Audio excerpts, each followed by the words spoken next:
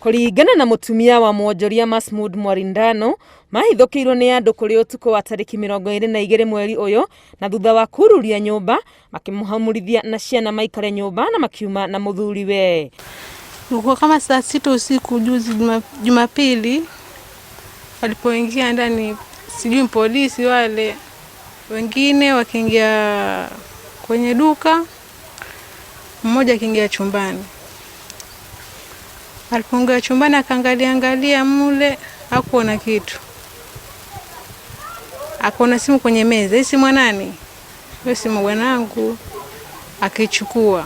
Andũ aya maratuĩka marĩ na ngari ithatũ na tondũ meciragia nĩ maabitha a borithi marokire kũmwetha ceceni-inĩ cia borithi Kwale na Mombasa, no nginyagia rĩu matigana kumuona. Sisi akawa ametoka, akapigiwa simu, akaja pale, tukaingia ofisini.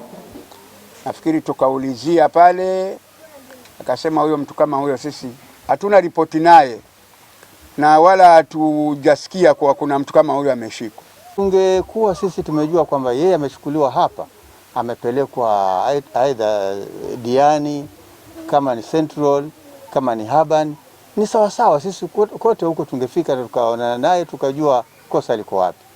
Shida ni kwamba sasa sisi hatujui waliomshika ni polisi kweli.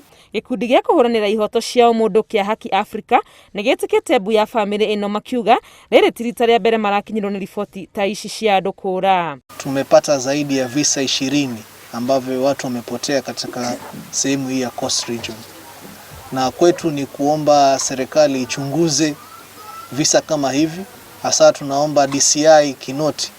Bamĩrĩ ĩno nĩ ĩrahoya thirikari kũgerera honge cia ũgitĩri kũingĩrĩra na kũmateithĩrĩria gwethana na mwendwa wao. Ngĩribotera Inooro TV, rĩtwa rĩakwa nĩ Wangui wa Mwangi.